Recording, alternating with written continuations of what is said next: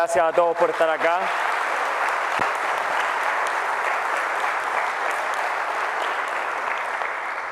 Ni que hubiera sido yo el que ganó la elección. Yo quiero aprovechar esta oportunidad para cerrar el año, como ustedes bien saben, haciendo un análisis respecto a las columnas que publiqué, vi algunas entrevistas también, y que se tomaron, curiosamente, muy mal por parte de la derecha y muy bien por la izquierda, que hoy día ha escrito todo tipo de memes y todo tipo de cosas, reivindicándome como uno de sus referentes, cosa muy curiosa me parece, pero no está mal cerrar el año de esa manera. Pero aquí voy a aprovechar de aclarar bien qué es lo que traté de decir, porque estas columnas generaron muchísimo impacto, generaron mucho debate, mucha discusión, se citaron acá, se citaron allá, me invitaron a varios programas también de televisión, El Informante, otros más no pude ir porque tenía compromisos previos, pero creo que este espacio, que además se está transmitiendo a un público más grande a través de internet, nos va a permitir aclarar qué es lo que realmente pasó, a mi juicio, por lo menos, con esta elección presidencial y más allá. La charla se titula La amenaza tras el triunfo. Creo que la imagen un poco ya indica cuál es la amenaza tras el triunfo, ¿no? Especialmente ahora que todos están pensando en las vacaciones, eso se puede convertir en una cosa un poco contagiosa y un hábito que dure varios años. Y mi objetivo es intentar impedir que eso ocurra, ¿ok? Quisiera primero, en términos muy simples y muy generales, analizar lo que ocurrió desde el punto de vista de lo que es el poder, ¿ok? Que es algo que se hace poco. Ustedes conocen a Maquiavelo, es uno de los grandes teóricos que ha existido en la historia sobre el poder.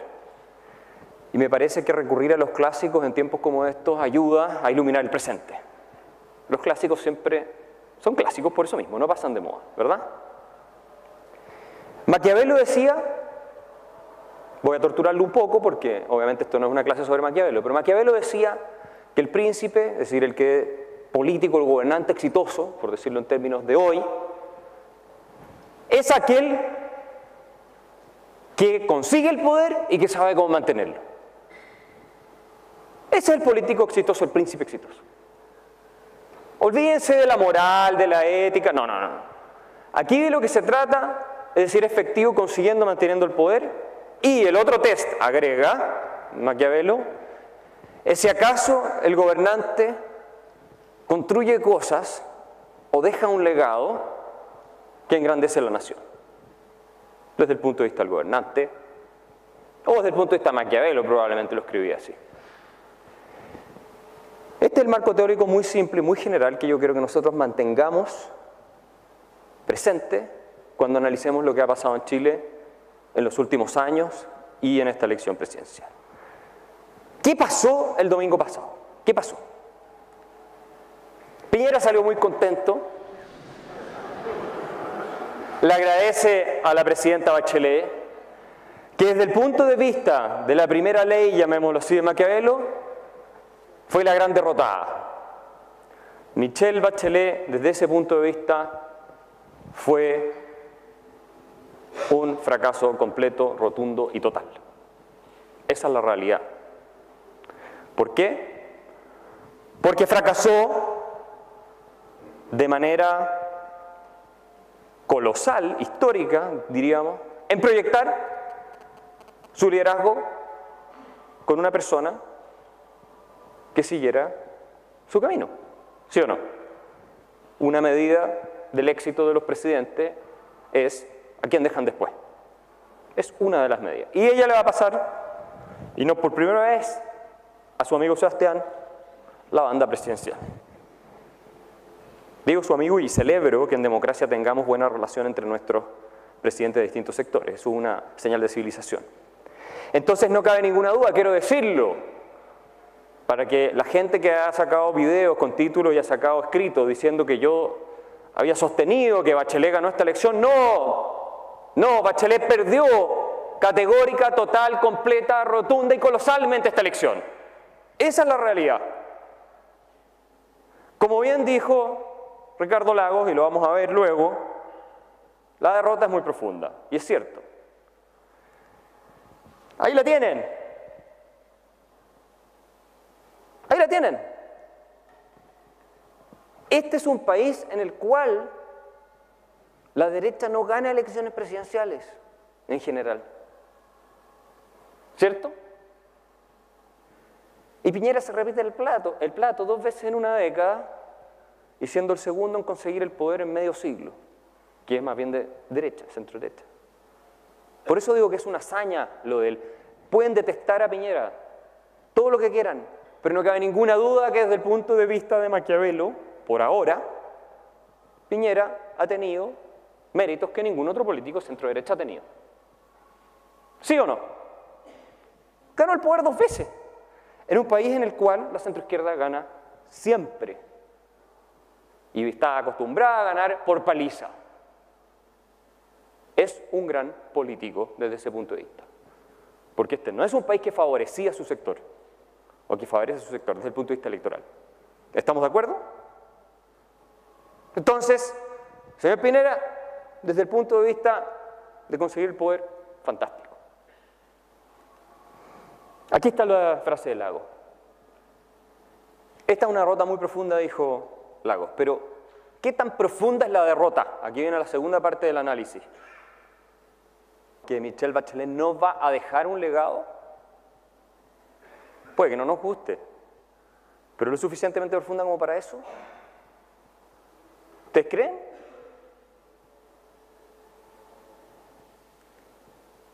Citemos a otro contemporáneo ahora un poco desfenestrado, francamente, Frank. Quería poner un poco de cultura pop en esto. El poder, vamos a volver al análisis sobre el poder. Una cosa es adquirirlo, una cosa es administrarlo, y otra cosa es ejercerlo con vocación de cambio. Son 2 cosas diferentes. Una cosa es llegar al poder. Otra cosa es utilizarlo para constreñir a aquel que venga después de ti a seguir las reglas que tú dejaste puestas. Son 2 cosas distintas, muy diferentes. Y en esa notable frase de House of Cards, que ustedes saben que hasta se estudia en Facultad de Ciencias Políticas, o sea, esto no es pura joda, digamos.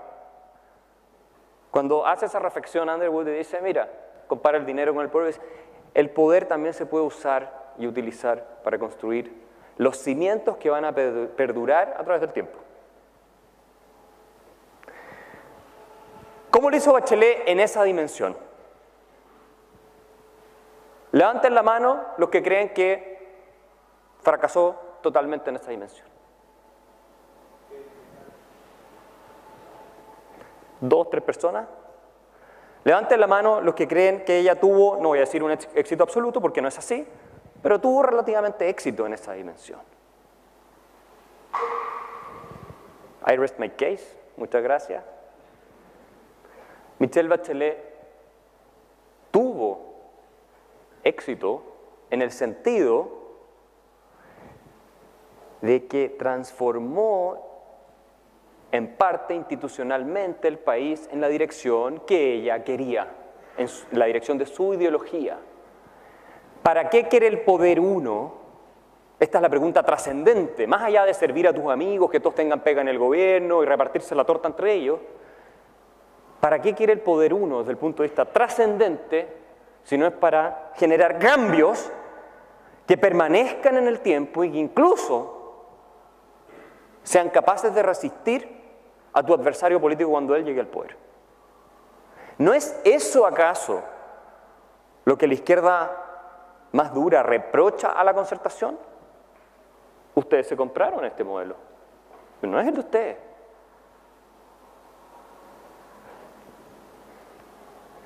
Michelle Bachelet, siempre digo que un poco de humor político a este país le quitaría la gravedad en los debates y nos relajaríamos un poco. Michelle Bachelet, es verdad, sacrificó a su coalición sacrificó a su equipo político, más en el más amplio sentido de la palabra, por su retroexcavadora, porque ella condujo la retroexcavadora. No nos equivoquemos, fue ella la que condujo la retroexcavadora. Tuvo asesores, la habrán convencido más o menos, pero ella la condujo. Ahora, la retroexcavadora, caput. Se fue el mecánico que no la logra reparar nunca. Eso es cierto. Pero el trabajo de la retroexcavadora está ahí. La retroexcavadora efectivamente, el discurso radical de refundación, la cosa de cero contra la modernización capitalista y todo eso, fue en parte importante lo que le costó la elección a la nueva mayoría. Este país no quiere proyectos radicales y se confirmó, me parece a mí, con la elección de Sebastián Piñera. Esto es algo que han dicho muchas personas. Sin embargo, Michelle Bachelet, cuando tuvo la oportunidad, cuando tuvo el poder de hacer transformaciones sostenibles en el tiempo, lo utilizó y lo hizo. Y yo les pregunto a ustedes, ¿creen sinceramente que el próximo gobierno va a revertir sustancialmente las reformas de Michelle Bachelet? ¿Quién cree eso? Que levante la mano. ¿No creen? 5, 3, 2 personas. Yo creo, tal vez se puede, esa es otra discusión, pero desde el punto de vista del análisis, yo creo que no lo va a hacer. Porque además tampoco tiene un parlamento con mayoría, no va a ser tan fácil hacerlo, digamos. Y aquí, de estar llamando la moneda, están muy contentos con mi charla. Y aquí, déjenme entrar en un tema más de fondo. ¿A qué entró el gobierno de Michelle Bachelet? El gobierno de Michelle Bachelet, acuérdense ustedes, no entró a administrar el poder en Chile. El gobierno de Michelle Bachelet entró a esto, ¿sí o no? A cambiar el modelo. Ahora, ¿cambió el modelo? No. ¿Fracasó en obtener el 100% de lo que quería? Por supuesto. Absolutamente. Así es la política. ¿Cómo iba a conseguir todo lo que quería? Pero, ¿corrió los límites de lo posible hacia esa dirección? Por lo demás, ella fue una de las presentadoras de este libro, antes de ser electa presidenta.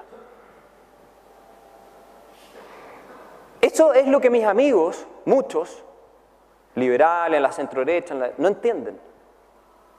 Aquí había un compromiso ideológico trascendente de, no importa el costo, lo vamos a hacer igual. Porque esto es lo que corresponde desde el punto de vista normativo, desde el punto de vista de lo que es justo. En esto creemos, esto vamos a hacer.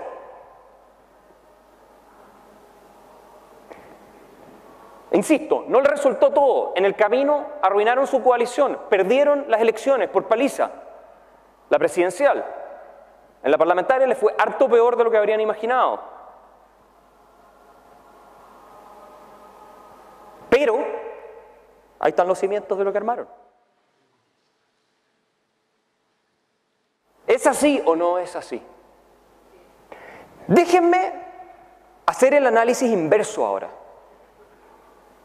Mis amigos, algunos están muy enojados porque yo digo esto.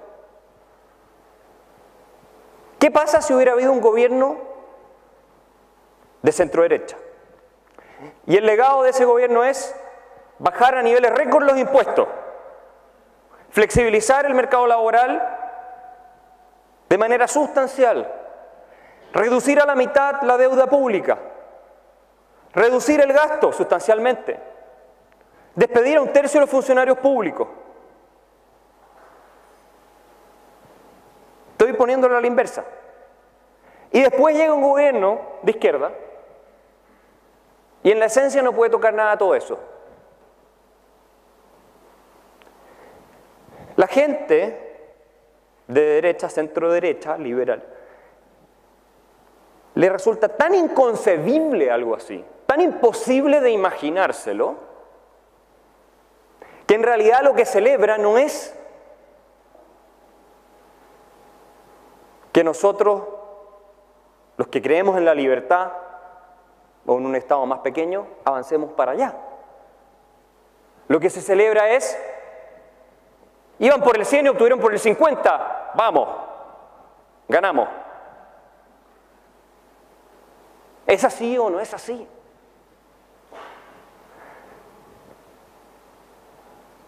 Iban por el 100, aunque hubieran obtenido el 30. El 30 está ahí.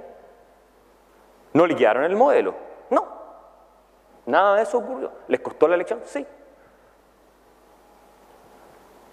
Pero en el largo plazo la pregunta es si acaso el gobierno que viene va a hacer un paréntesis para que el que continúe siga construyendo sobre esa base, o si acaso el gobierno que viene va a conseguir generar las bases de algo más estable en el largo plazo, cosa que yo creo que es posible.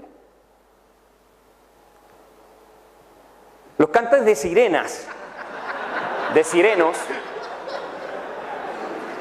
son muy peligrosos.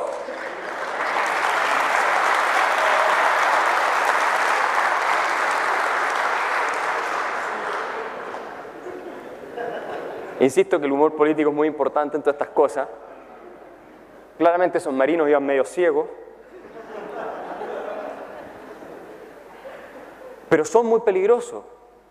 La tentación de incrementar todavía más el tamaño del Estado a largo plazo, de que intervengan más cosas, de que se gaste más dinero, de que se suban los impuestos es tremenda.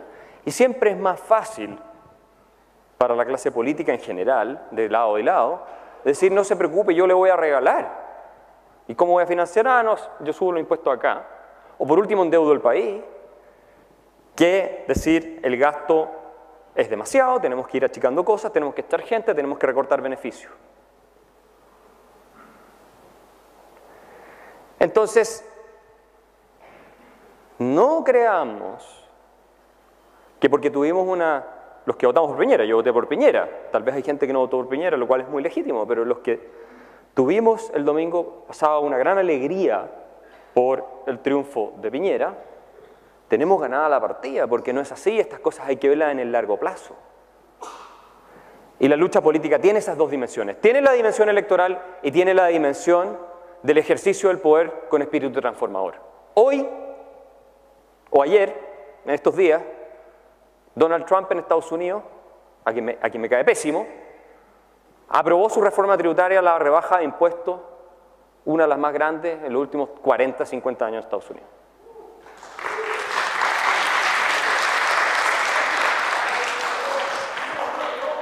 Yo creo que Trump es un populista, así que no lo aplaudan mucho, pero la idea de bajar impuestos, por supuesto que la suscribo. En 4 años más puede que él no esté ahí, pero pucha que le va a costar a los demócratas volver a subir los impuestos. Y es una reforma no de 2%, de 3%, no. De 15 puntos o más. Eso es ejercer el poder con vocación transformadora. En la dirección que tú crees, o que el grupo que te apoya cree que debe ir el país. No nos equivoquemos. No sirve de mucho, igual es útil, por supuesto, y es un alivio, administrar el poder sin ejercerlo. Entonces tú te vas, dejas el poder, entra el siguiente y continúa construyendo sobre la base de lo que los anteriores hicieron. A mí me gustaría un día, en Chile como liberal que soy,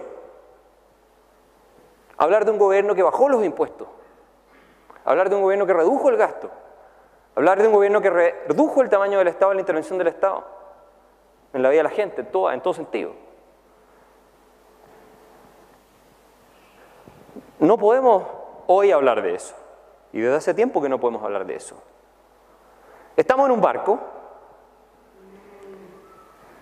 Me pareció interesante la figura, es oficial, no es un meme, pero estamos en un barco que enfrenta problemas y va a enfrentar esta tentación de la que hablaba hace un rato atrás, ¿ok? Esta tentación. Y si nosotros No entendemos que el objetivo final de la actividad política, aparte de mantener o no el poder, que en democracia no es tan fácil, siempre va a haber alternancia, sobre todo como están los tiempos hoy. El objetivo, insisto, es dejar la cancha marcada para que cuando tu adversario político llegue, tenga que jugar en esa cancha. Y haya hasta cierto punto comprado tus categorías de análisis. Recién ahí, me parece a mí, desde el punto de vista trascendente y largo plazo, vamos a poder hablar de una victoria política contundente. Y entonces, vamos a girar el rumbo. Y vamos a avanzar en la dirección que queremos avanzar, que es la de la libertad y la de la prosperidad para todos nosotros, y sobre todo para los más vulnerables de este país. ¿Significa que Chile está perdido? Nada de eso. Voy a terminar con una reflexión. Chile tiene todas las posibilidades de construir un proyecto modernizador 2.0 de aquí a los próximos 4 años, en el cual, por ejemplo, la reforma al Estado sea uno de los caballos de batalla fundamentales y que creo que el presidente Piñera podría dejar como legado, y de generar una cultura, no solo política, sino también intelectual, de opinión pública, proclive a ideas que permitan en 3 años más, ojo, 3 años pasan muy rápido, cuando las campañas presidenciales estén prácticamente definidas, tener a un candidato nuevamente de centro derecha que esta vez mueva aún más la cancha en la otra dirección. Estoy firmemente convencido de que eso es posible. Creo que la izquierda tiene un desafío más grande, porque la fragmentación, la división y la ideologización que están ellos experimentando va a ser muy difícil de sobrellevar. Y yo espero que sigan siendo muy radicales, porque con eso lo que van a hacer es alienar al electorado de centro, y el electorado de centro, tal como está pasando en España, va a votar, como pasó acá también, por la centro derecha. Entonces, dicho eso, no nos confiemos. Los que creemos que el país debe avanzar en una dirección de libertad, mi invitación es que no nos confiemos. Hay que seguir trabajando con más ahínco que nunca, no relajarse porque salió elegido el presidente Piñera, aquellos que están de acuerdo con él. Los que no están de acuerdo con él van a trabajar obviamente para rearticular su sector, porque si la contienda hubiera sido con una izquierda completamente unida, con un candidato mucho más eficiente, yo no estoy tan seguro que se habría ganado. Tengo mis dudas, bastante fundadas por lo demás. Nuestra responsabilidad, me parece a mí, es trabajar en esta dirección, para que finalmente tengamos un proyecto viable a largo plazo. Muchas gracias.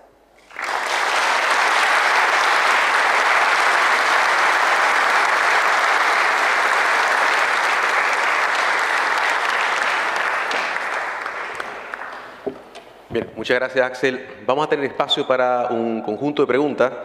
Van a estar Nicolás y Diego pasando con un micrófono por ahí por cada lado de la sala, para que vayan levantando la mano y podamos interactuar con Axel estos minutos. Axel, una pregunta nomás. ¿Cuál es tu tesis aquí? Tu tesis ya la presentaste así, pucha, quedamos en la cancha según lo que dijo Bachelet. ¿Cuál es la evidencia de eso nomás? Como ¿qué se ve en la evidencia? A ver, tuvimos una reforma tributaria sin precedentes desde el retorno a la democracia en Chile, que subió los impuestos a las empresas y que hoy día pagan tasas de impuestos superiores al promedio de la OCDE, de la OCDE. Nosotros pagamos más impuestos a la empresa en Chile que en Suecia. Fue un incremento sustancial, sin precedentes.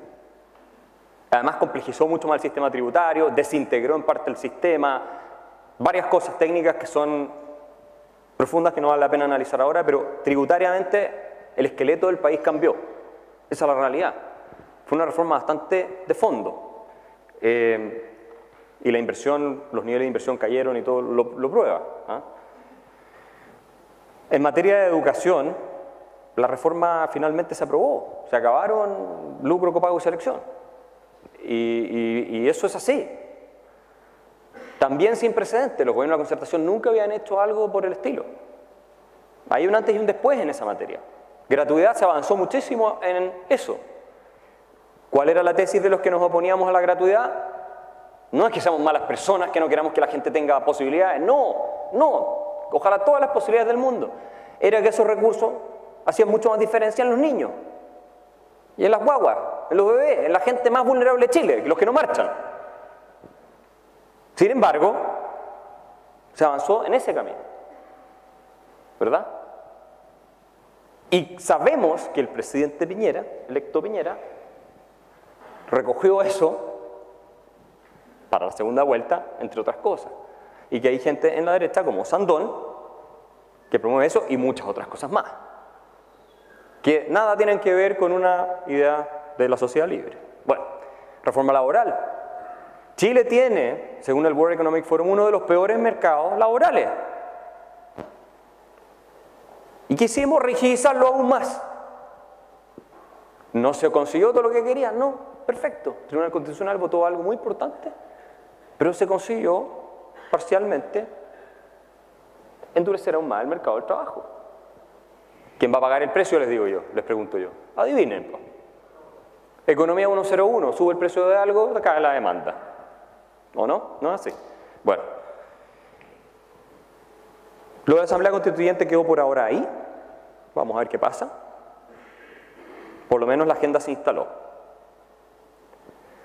Entonces, cuando a mí me dicen la reforma, 120.000 nuevos funcionarios públicos, 90.000, algunos dicen 120.000, otros 90.000, 90.000 aparentemente es la cifra, da lo mismo. Ahí están.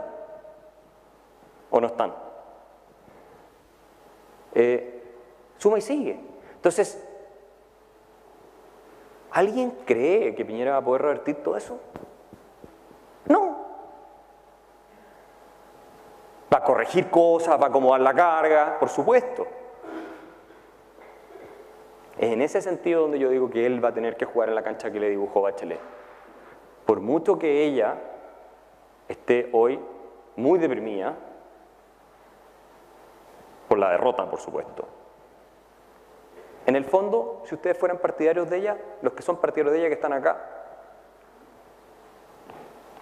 habrá algún infiltrado, supongo yo. Pero si yo fuera partidario de ella, me lo pregunto honestamente. Partidario convencido. No un apitutado que perdió ahora la pega en el gobierno, no. Partidario convencido de sus ideas. ¿Tendría tan mala opinión de lo que hizo? Les dije ya el ejemplo, si fuera al revés, ¿qué opinión tendría yo de un presidente que baja a nivel récord los impuestos, que despide a 1/3 de los funcionarios públicos, que reduce la gratuidad en la educación para destinarla a los niños? Yo tendría una excelente opinión de esa persona, aunque mis amigos se queden sin pega en el gobierno, porque perdieron con otro después. Yo al menos. Porque lo que importa son las ideas de fondo, lo que importa es la filosofía, es el ejercicio del poder para transformar, no para administrar.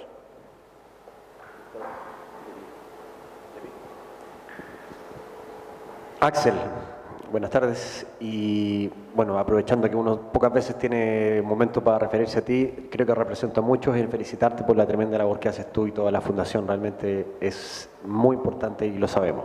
Gracias. Mi pregunta es súper específica.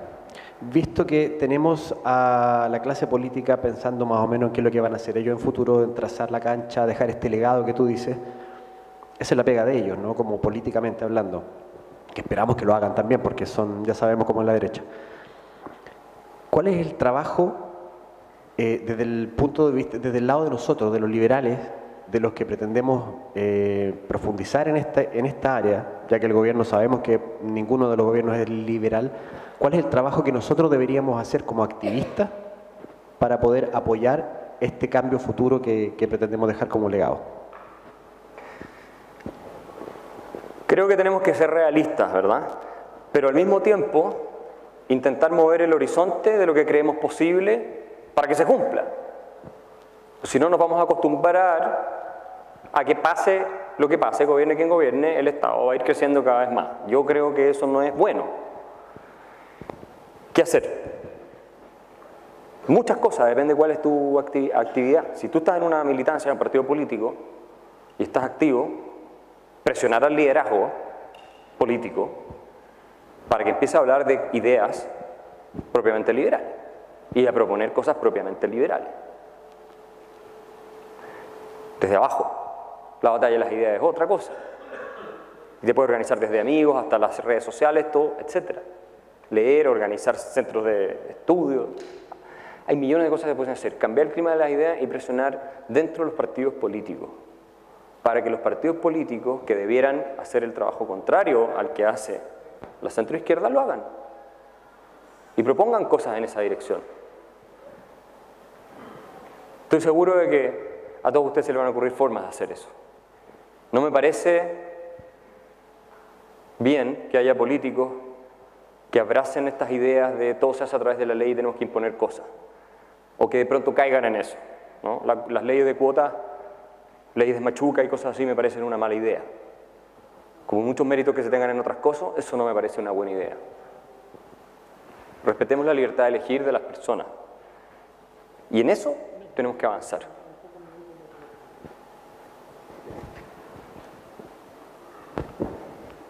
Muchas gracias. Una pregunta general. ¿Qué opinas del anarquismo y como Chile todavía es muy libre, sería posible lograr una sociedad sin Estado? Ay, esa te la contesto en 30 segundos. El anarquismo es una teoría muy interesante, es una teoría seria, que tiene grandes intelectuales detrás, por supuesto. Ahora hay un profesor de Yale, que es un antropólogo, James Scott, que ha publicado unos libros que no sobre teoría anarquista, sino que es historia de cuando las sociedades vivíamos sin Estado y de cómo vivíamos mucho mejor que después cuando se crearon los Estados. Tiene una serie de argumentos, algunos los discuten, pero muy interesantes. Mira, es que esa discusión es teóricamente muy atractiva, me fascina, pero nosotros tenemos que intentar movernos hacia un horizonte. Supongamos que el anarquismo es el horizonte, que no haya Estado. Bueno, entonces lo que tenemos que velar primero es que no nos suban los impuestos, que no nos regulen todo, que no nos tapen con leyes de esto y leyes de lo otro. Porque ¿de qué sacas tú con pensar en la utopía de Rothbard si finalmente la realidad de lo que te está pasando en el país es que cada vez el Estado crece más sofocando la libertad individual? Entonces, claro, de repente llega un político del otro lado y dice, vamos a bajar los impuestos. Tú dices, no, es que no debiera haber ningún impuesto, cero impuesto. Un anarquista diría eso, no, cero impuesto. Porque el Estado tiene que desaparecer. Entonces, si tú lo bajas del 27 al 20%, lo que estás haciendo es legitimar que existe un Estado. Bueno, no. Me encantaría que fuera un anarquista a los debates de televisión, a ver cuántos más lo van a invitar. No digo que no sea una teoría seria, es una teoría seria. Pero tenemos que ir corriendo la cancha hacia allá. Eso es lo que hay que hacer. Hola, Kaiser. Una pregunta. ¿Crees tú que Sebastián Piñera va a ser capaz de contener a la izquierda vociferante y si es necesario un nuevo referente de derecha en Chile?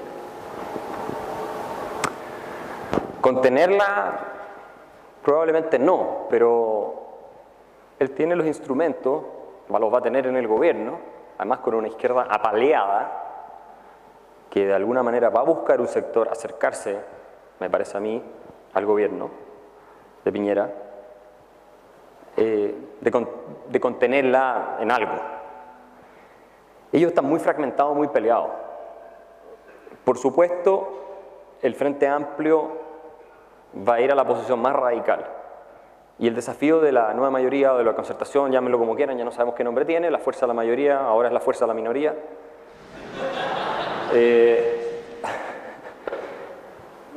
Por supuesto, ellos van a calcular, si nos asociamos mucho con el Frente Amplio, ahí está el dilema. ¿Vamos a perder de nuevo? O sea, lo lógico, si yo estuviera en el pellejo de ellos, sería eso. Hoy día Mariana Elwin lo dice en una entrevista. O ayer. La DC se radicalizó, perdió el voto de centro. Listo. Entonces, vas a tener un porcentaje de gente que quiere la cosa más radical. Y no hay que confiarse de que la cosa más radical en algún minuto no pueda llegar tampoco. Cuidado, no estoy diciendo eso. Pero si se hace un buen trabajo, eso es menos probable. Y Piñera tiene que liderar ese trabajo, él es el presidente de la República, o va a ser el presidente de la República.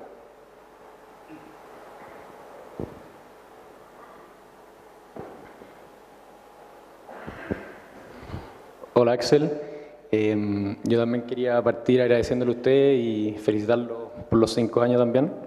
Yo estoy de acuerdo en que esta elección fue, sin quitarle el mérito a la derecha y a Sebastián Piñera, fue un triunfo electoral y no de ideas. Y de muchos lados también se escucha del IES principalmente, yo lo he escuchado, de Mansuy, hablar respecto a que tenemos que ganar la batalla de la idea y entrar culturalmente en el voto popular. La pregunta es, ¿cómo lo van a hacer ustedes? ¿Cuál es la mirada estratégica que tienen ustedes como fundación? Ustedes trabajan, yo sé que tratan de no pegarse a lo político, pero ¿trabajan junto a algún candidato o tienen pensado hacerlo, entrar definitivamente en la política? Porque yo creo que si en estos 4 años no logramos eso, podemos definitivamente perder y eso. Voy a ir a tu primer punto. No es que hayamos ganado de fondo la batalla de la idea, es verdad, pero tampoco es que la hayan ganado ellos 100%, ni mucho menos.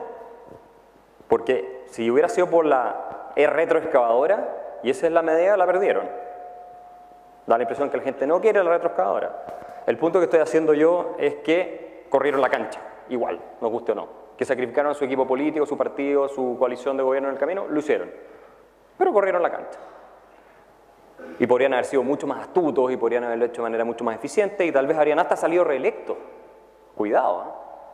Entonces no, por lo que hicieron el pueblo, la gente en Chile los castigó, no, ellos cometieron muchos errores tácticos también. Respecto al rol de la fundación, nosotros no vamos a entrar en política. No nos vamos a alinear con ningún partido político porque si estuviéramos alineados con el partido político yo no podría estar diciendo lo que estoy diciendo ahora. Y créanme que hay hartos de mis amigos que están bien enojados conmigo. Porque claro, si yo estuviera en el juego político, a mí lo que me conviene es decir, no, esto es paliza, aquí la gente lo único que quiere es y adora el capitalismo y vamos, el modelo y todo, ganamos por paliza todo. No, el análisis me parece a mí no es tan simple. El análisis no es tan simple, el análisis es más sofisticado que eso. Ganamos la elección, eso simboliza por supuesto un rechazo a la ideología vociferante, arrogante, de la retroexcavadora, la posición más radical. Sí, la gente parece más moderada que eso. Yo lo dije antes de la elección en una entrevista que me hicieron que a mí me parecía que Guille iba a perder la elección porque se movió hacia la izquierda y iba a perder el voto de centro. Entre otras razones. ¿Ya? Pero, ¿hacia dónde está avanzando el país? ¿Hacia más libertad o menos libertad? ¿Menos o no? Eso es lo relevante.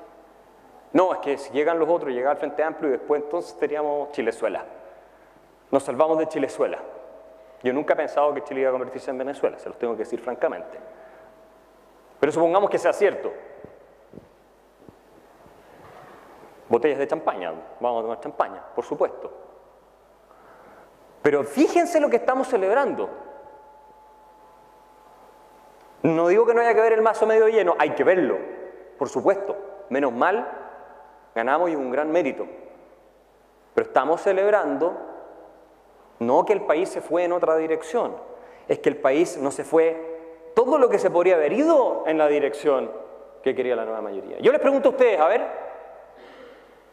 ¿qué habría pasado en Chile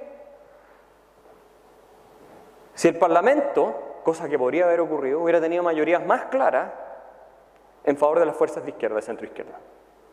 Y si Guillermo hubiera salido electo presidente. Pregunta, ¿esto era imposible? ¿No podía ocurrir? ¿Estaba fuera de las posibilidades, de las probabilidades? ¿De qué estado del país te habla el hecho de que algo así sea posible? ¿De que estamos súper bien? Alguien me va a decir es que no pasó, entonces estaba hablando de una cuestión teórica. Era una cuestión teórica, pero también era una probabilidad política cierta. No era imposible. Y si hubieran tenido un mejor candidato que se hubiera trabajado la unidad del sector y todo, en una de esas habría ocurrido. Entonces, para cerrar esa pregunta, nosotros nos vamos a mantener independientes, firmes, y vamos a defender las ideas, no nos importa quién sea el que esté al frente. ¿Aló? El proyecto histórico de Jaime Guzmán y compañía fue demostrar, y los 90 lo lograron, fue demostrar que las ideas, digamos, liberales disminuían fuertemente la pobreza. Ahora hay varios estudios que muestran que los países a mayor libertad económica también disminuyen la desigualdad. ¿Te parece razonable que este grupo de liberales tenga como proyecto histórico demostrar que a mayor libertad económica, menor desigualdad? Es que eso no es necesariamente así, cuidado. En general va ocurriendo estadísticamente eso. Yo creo que la libertad sobre todo hay que defenderla por un tema de principio, me parece.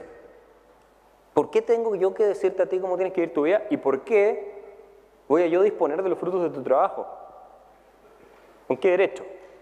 Hay un tema ético, de dignidad también, de que la gente se pare sobre sus propios pies. Al mismo tiempo, obviamente, que hay que resaltar la fuerza creadora y de progreso que es la libertad. La desigualdad, ¿es el problema de fondo? ¿O es la pobreza y la falta de oportunidades?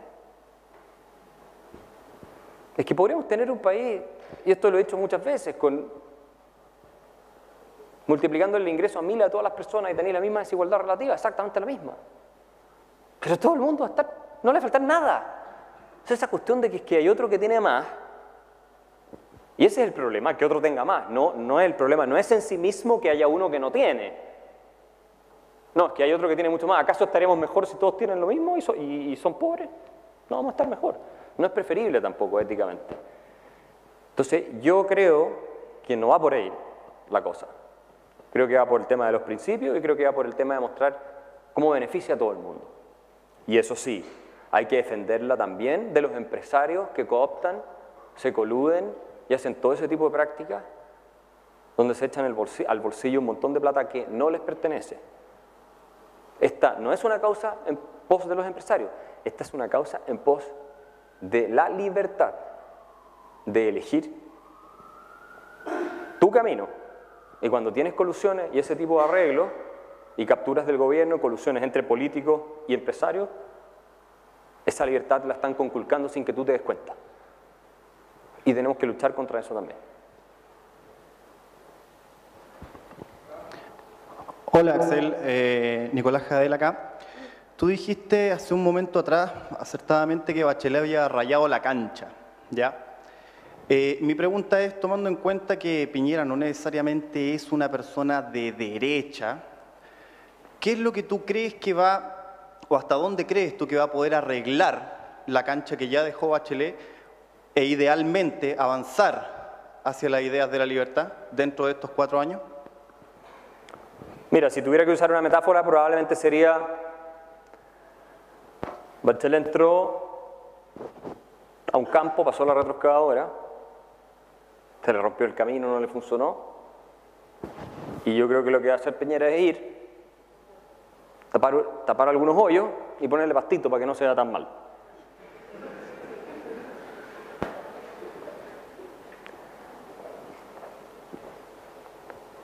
¿O no va a ser así? Yo les pregunto.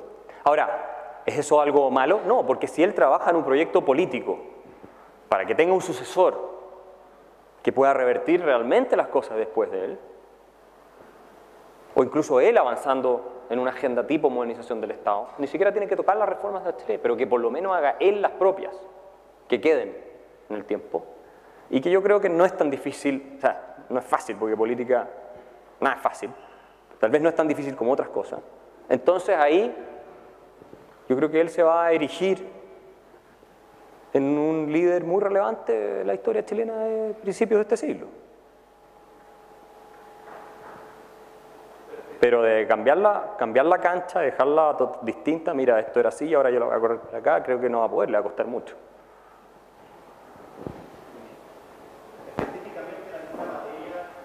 Claro, creo que va a arreglar la reforma tributaria, ¿se fijan? Ahí va a tratar de generar consensos para arreglarla, para hacerla más efectiva, más eficiente.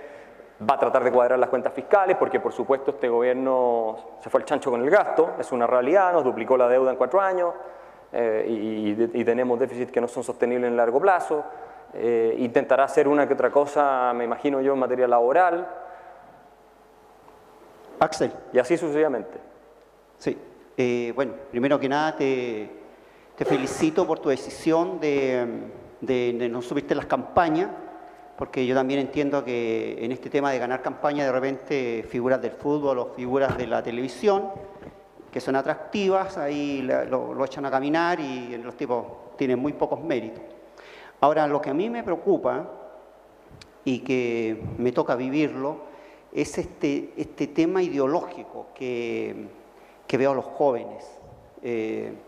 Cuando uno se declara que es partidario de la idea de libertad, e inmediatamente te tachan de facho o que lo único que querías es ganar plata. Ahora, yo lo que siempre digo es que uno con los años, uno pasó por todos los gobiernos, luchó por la democracia, pero quiere una democracia para poder elegir y no para que vengan a imponerle ideas o ideas afiebradas. El tema es cómo se puede crear una generación, con lo que acaba de decir el joven allá, de jóvenes que entiendan, o sea, no sé cómo, o sea, porque el tema es que en los colegios tú ves una fuerza, una ideología, pero cómo contrarrestar en eso, pero algo más simple, más fácil de digerir o de llevar a los jóvenes. Sí. Nosotros intentamos hacer eso, no es fácil en la Fundación para el Progreso. Intentamos poner el mensaje de manera simple, atractiva, videos virales, redes sociales, somos una de las fundaciones, si no el think tank más seguido en algunas redes sociales. Eso hay que traducirlo a un lenguaje que todos puedan entender. ¿Cuántos han visto videos de la fundación de los que están acá? Ahí tiene la respuesta. ¿O no? Esto no existía tiempo atrás. Esto no existía. Esto es nuevo. Y tiene una fuerza tremenda. En el sentido político de la palabra y en el sentido filosófico de la palabra. De transformación. Ese es el trabajo que nosotros estamos haciendo. Yo no voy a pelearme a la televisión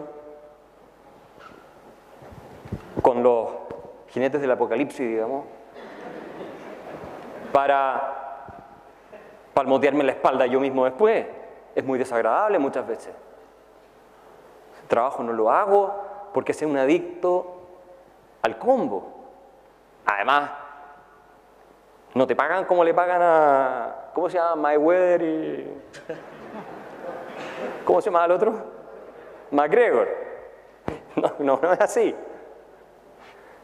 Entonces, esto es lo que hay que seguir haciendo. Y nosotros vamos a seguirlo haciendo.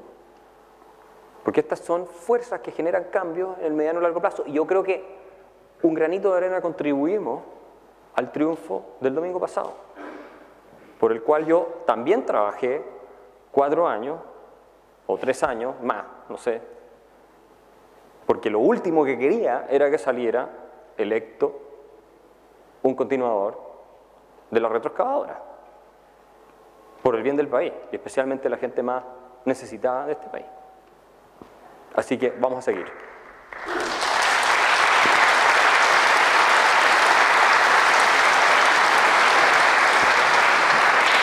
Hagamos una última pregunta y vamos al cóctel, porque creo que tienen...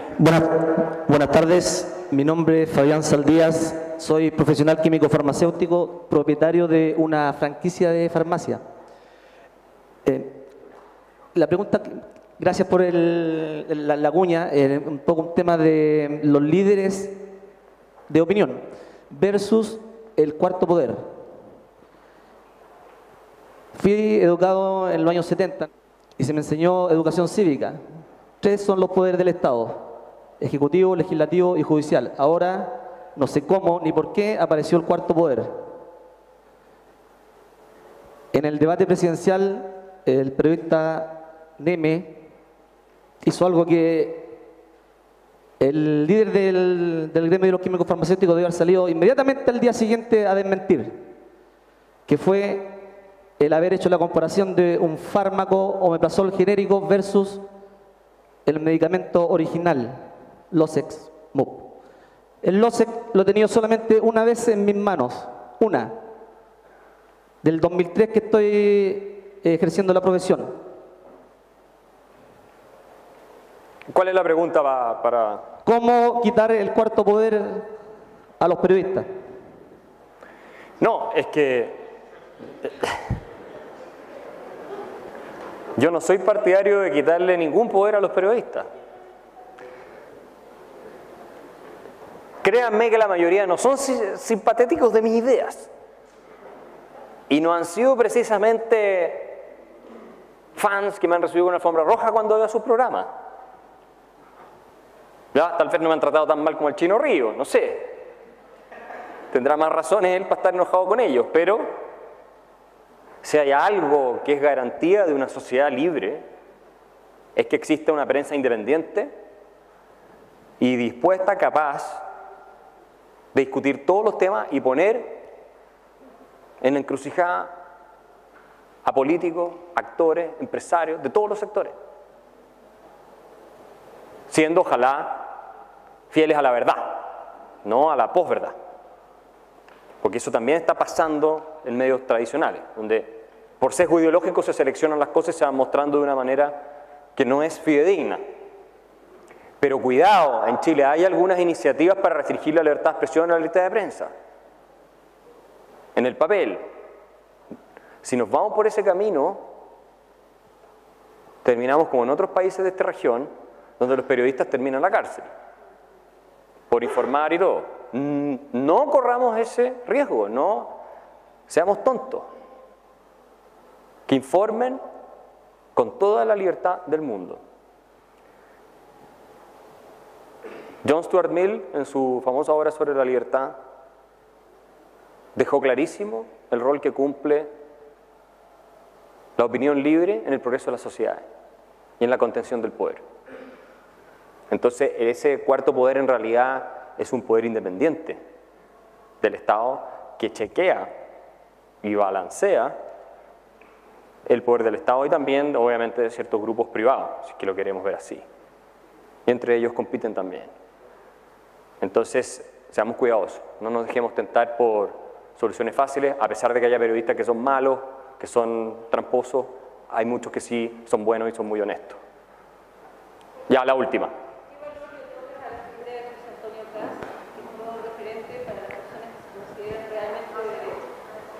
Yo creo que él, sin duda, esto lo dice gente izquierda, fue uno de los mejores candidatos, si no el mejor candidato, en términos políticos de nuevo. No necesariamente su idea, pero en términos políticos. Ha logrado armar un movimiento considerable, y se la jugó por Piñera desde el primer día. Por lo tanto, fue muy leal al interés del país. Exactamente. Y en ese sentido hizo una gran contribución, porque había del sector que apoyó a José Antonio Kast muchos que no querían nada con Piñera.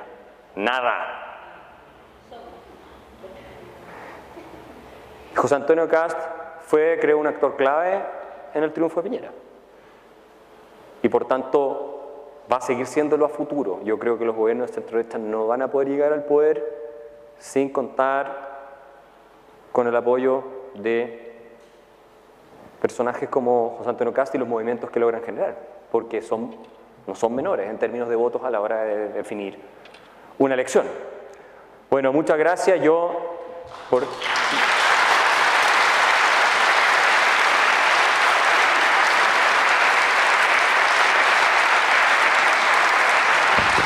estar aquí, iba a decir hasta la victoria siempre, pero como que quedó pasada de moda esa frase. ¿Ya? Nos vemos. Bien.